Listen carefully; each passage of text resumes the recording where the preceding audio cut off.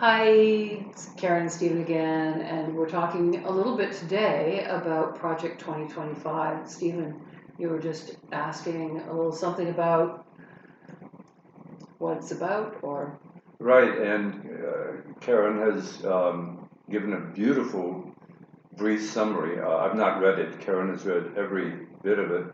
Uh, ta-da! And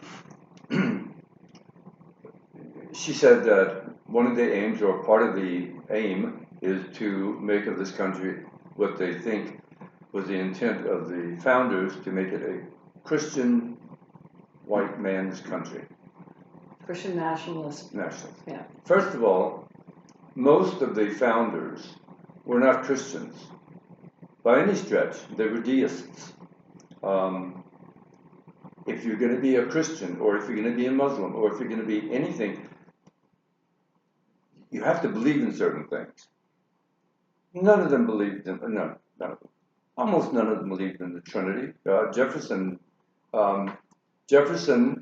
in fact, this is cool. Jefferson wrote what's called the Jefferson Bible. He went through the New Testament and he took out every single miracle story, left it nothing but basically a list of sayings of Jesus. Well, okay. If that doesn't tell me that he's not a Christian, I don't know what would. Now, before he took out all. Say that again. He took. I don't know a whole lot about it, but I know that it's called Jefferson Bible, and you can buy a copy of it anywhere on Amazon or whatever.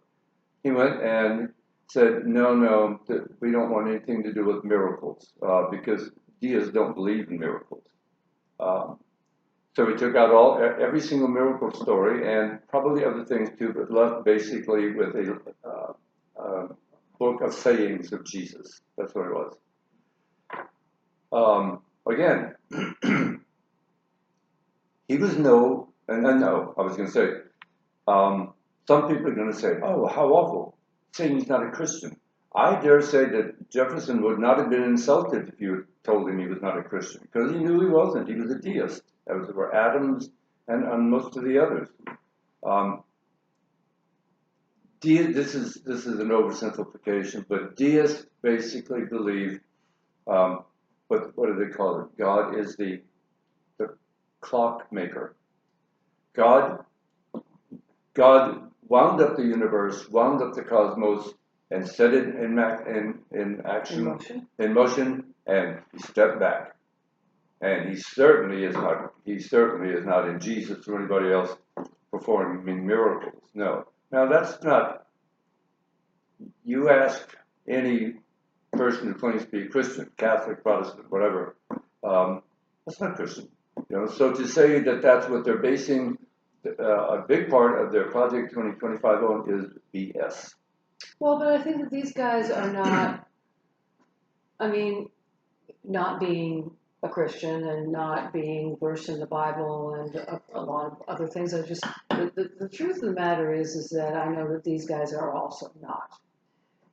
This is part of that whole, American-style Christianity, which is really historically kind of intertwined with the Reconstruction movement, the end of slavery, and the rise of the KKK and anti-immigrant sentiments, anti-Catholic sentiments, all kinds of things that to me do not equate to Christianity of any sort at all, but yet these are the people who hold that mandate. So again, to me, when I think about the idea, I mean, it's the whole, and if you haven't read Project 2025, don't. Just look at the table of contents is all you really need to do. You don't need to read all of it. I'm a geek. I bear that with all slings and arrows that it comes with. But the bottom line simply is being that this document is a roadmap for changing the American experience into what these people, I hate using the term these people, but the Federalist Society largely, and its followers, what they thought the founding fathers wanted, which is a white Christian nationalist-based society with a very strong executive, limited powers of the judiciary, and limited powers of the legislative branch. So what they want is they want a strong man, and they want what they consider to be traditional family values, which is woman at home, because she is the crucible for bearing life. And she should have no aspirations beyond that, to be a wife and mother. And that certainly not a soldier. Certainly not a soldier, and certainly not anybody who has a lippy personality like a lot of my sister girlfriends. I do. So the bottom line is that this is a really, really backward, extraordinarily racist, sexist, classist, misogynistic,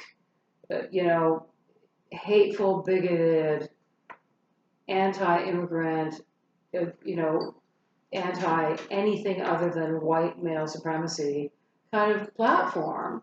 And if y'all think that this is just jokes and, oh, well, that's just so stupid and so ridiculously out there, there's no way that could ever happen here. It's happening here. They're like easily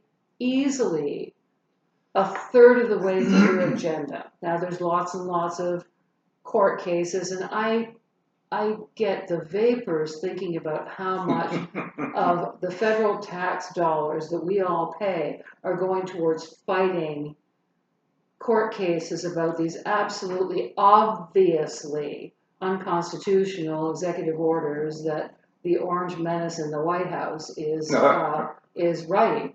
So all of this to say, we in deep shit.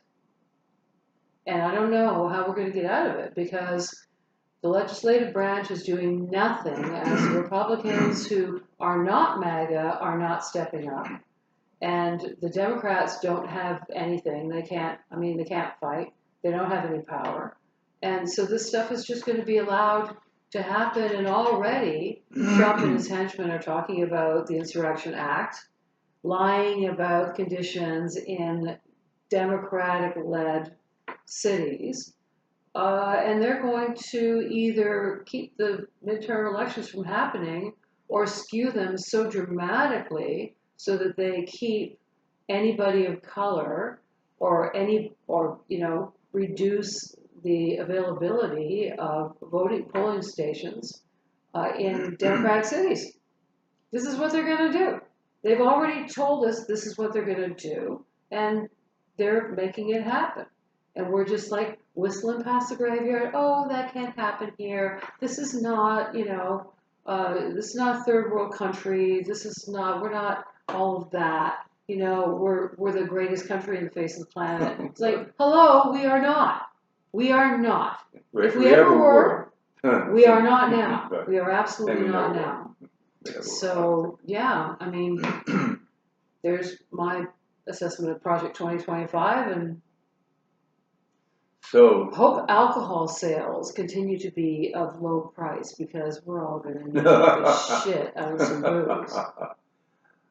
So the 2026 elections seem to be, and I've heard a number of Democrats, obviously Democrats, say how this is about where they're putting all their eggs in this basket of the 26 midterms. If the Democrats can take back the House, that would be just huge. But again, if we're not allowed to have a free and fair election at midterms, that's not going to happen, because that this is the one chink in the armor that the Republicans need to address, because if they can't keep that from happening, because they absolutely must keep it from happening, Otherwise, the jig's up, right? The jig is up. The jig is up. The jig is up. So they cannot let there be a free and fair election in 2026. And mark our words. If you're thinking those two people are crazy, that's never going to happen. They're like wild, radical leftists. Remember this moment when you thought that, because since Trump's first term, I've been screaming my ass off about this guy does not mean this country any good. He's in it for his own benefit and that of his wealthy donors and his family. And we're seeing the insane profiteering of legislation. And oh my God, Qatar is going to have a military base on American soil because they gave the president a jet. I do not believe, other than Bermuda, which is a Canadian-American joint military base, Canadian Air Force, American Navy, I don't believe that there's a foreign military base anywhere in America. And I don't believe that there's ever been one. I mean, and if I'm wrong about that, let me know. But I'm pretty sure I'm not wrong about that. So suddenly now, there's going to be one in what? Idaho. To what end? Right. To what end? And as we think about, and I know everybody's celebrating, I'm delighted that the hostages have been released by Hamas, and I don't want to shit on that. I really don't want to. But I'm going to shit just a little bit, okay? Maybe not shit, just a purple fart. It's just a purple. I'm allowed to do it anywhere, not just in my house. But the truth being is that this is just the very, very, very earliest sliver of addressing this conflict. We're not close to being over with this conflict. And I will guarantee you that the special relationship that there is between Trump and Netanyahu is going to be what we will see as we uncover the layers of what is to come next. But Gaza is laid waste to. It needs to be rebuilt. Who's going to rebuild that? And what are they going to rebuild it as? But I can guarantee you, the Palestinians who own land there, who live there, they're not getting their land back and they're not getting their homes back.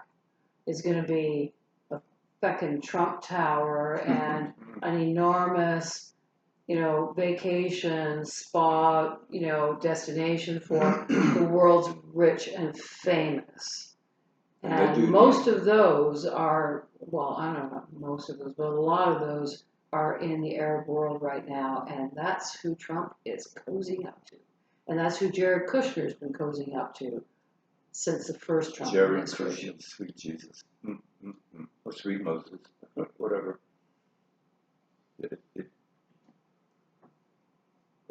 These people are profiteers. They're pirates. They are pirates. They don't do shit for the good of humanity. Ever. Ever. I don't believe this shit for a minute. I'm very, very, very happy that the hostages are home.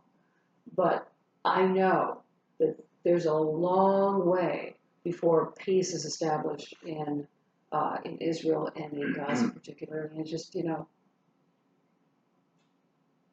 I think it's going to come at the cost that people, I think, who are trying to be silenced right now are being silent. People are trying to silence the Palestinians. And those who are against the Netanyahu government, they've been predicting this all along. Peace in the Middle East comes from or peace in Israel comes from the elimination of the Palestinians. And your point that this is the very tiniest of beginnings, I think Netanyahu would love to see Hamas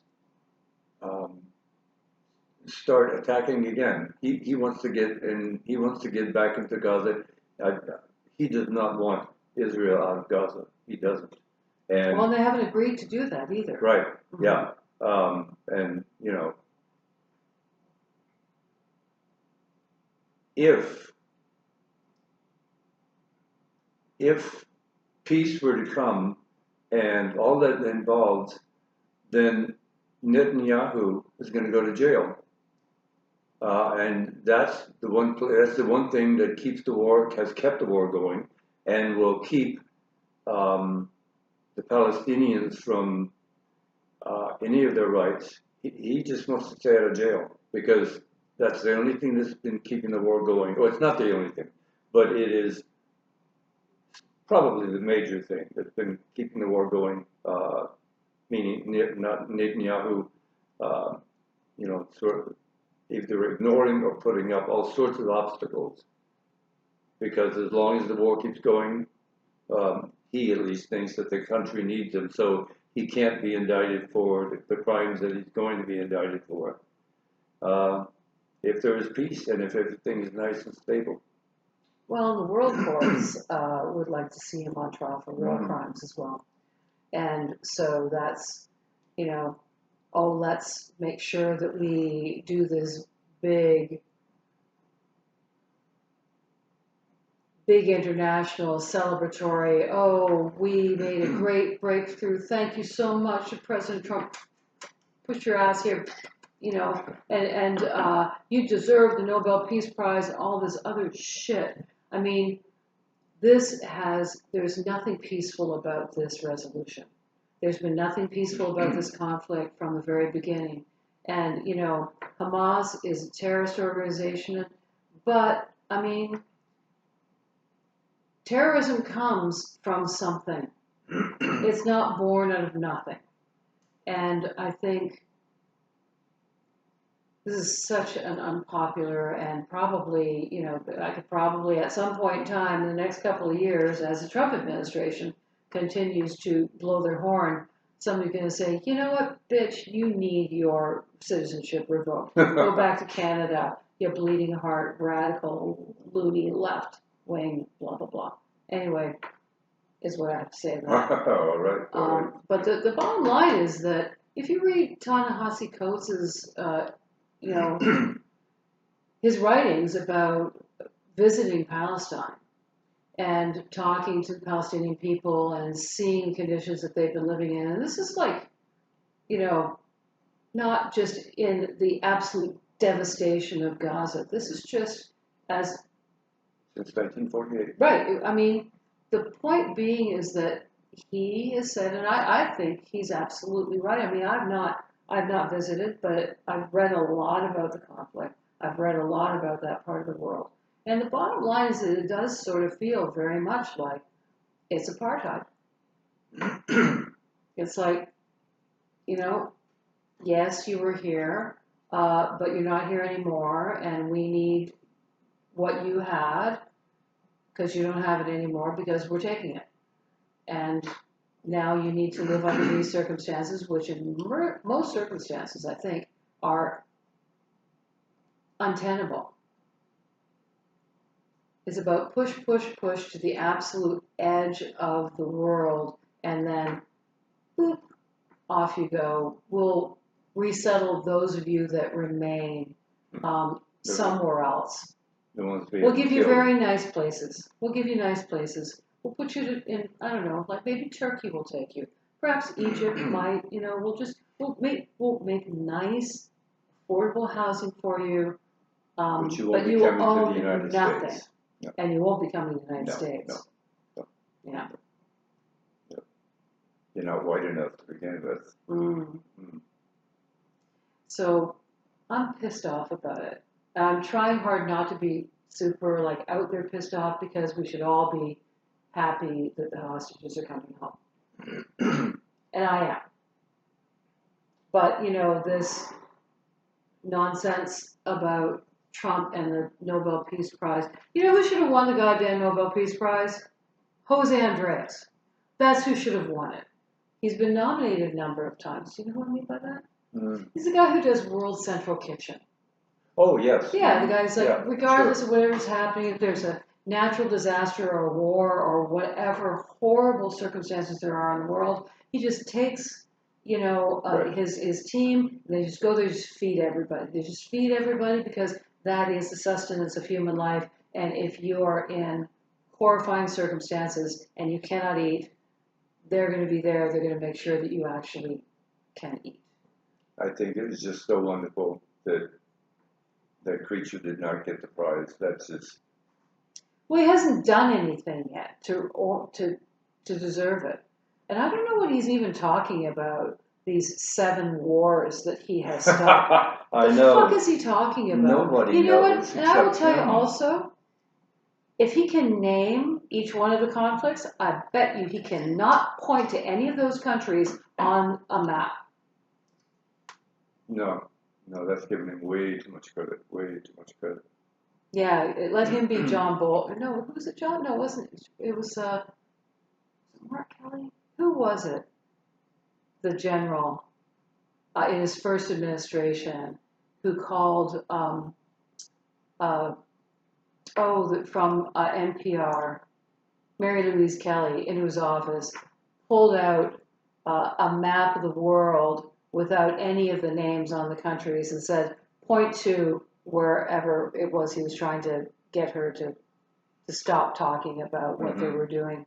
And she did, of course. And then he had a press conference following that up saying, and by the way, and I'm just paraphrasing here, Italy is not Azerbaijan or whatever it was. I mean, and I'm sitting here thinking, I'm pretty sure Mary Louise Kelly knows where everything is, and I'm beginning to wonder if this guy did. So Italy is not Azerbaijan. I can't remember what the exact, it wasn't those 2 countries, but it was something similar. And we're all over the map this afternoon. We are. Super troubling times in the kingdom. Yeah, and I just I don't know if I used this quote in a previous podcast. I don't remember, but I'm pretty sure that I've mentioned it to you. Uh, Let me get my ducks in a row here, as it were. In one of the Gospels, don't remember which one it was, Jesus says that the children of darkness are more industrious than the children of light. And he was alluding to the Pharisees as opposed to the Jews who truly followed the Torah and not just man-made laws. And I bring that up simply because, I will very happily call the Republicans the children of darkness, and those who are opposing them for good reasons, the children of light. The children of light are just sitting back doing nothing. The children of light don't have any leaders. The Democrats. They also don't have any power. No power. Too bad Bernie is not a Democrat. Too bad he's elderly. Yeah, keep going, Bernie. But the children of darkness, my God, they are legion, which in Scripture refers to Satan, of course. So, yeah, it's like, wow. Not to be a little Debbie Downer here, Because we haven't been that at all today. Not at all. No, we've been just, bubbling over with enthusiasm and optimism. Yes. Sweetness and light. Sweetness and light. But as you said, these are troubling times, and it would be nice to be able to have a podcast about your very best recipe for bouillabaisse or whatever. But that's not what's going on. That's not what's going on. And as you said earlier, thinking back, remembering what you, Karen, have said, remember these things, and in a year, 2 years, however many years the democracy has left.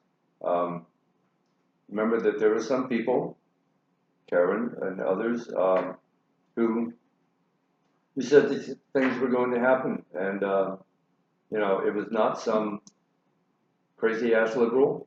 It was a thinking human being who said these things. So there. So there. Again, sorry I wasn't my bubbly self today, but it's very scary times, and I've made no secret of the fact that I detest the Democrats.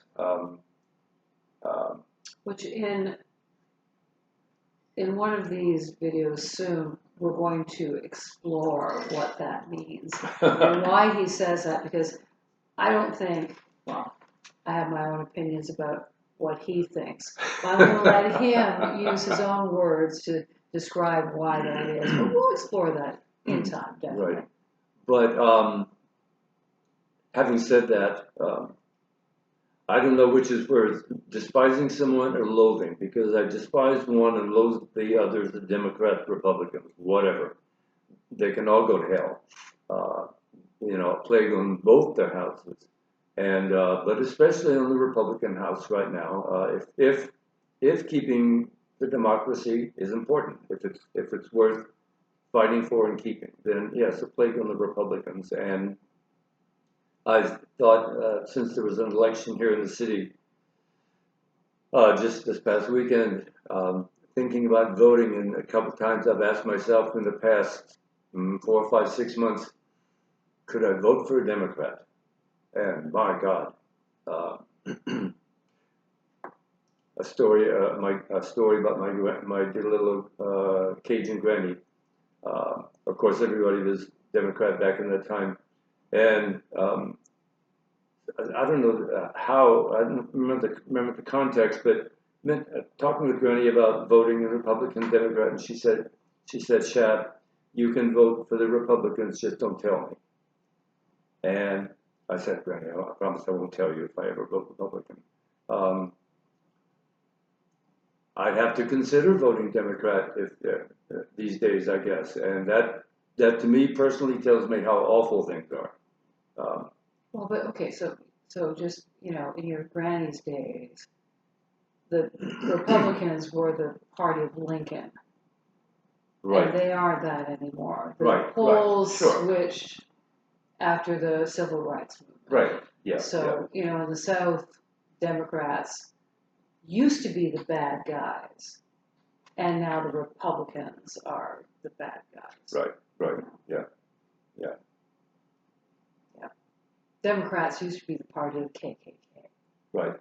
Yeah. And now it's the Republicans who are the party of the KKK and all their sympathizers. And I love it's called the Grand Old Party. What a crock. What a crock. What a crock. So,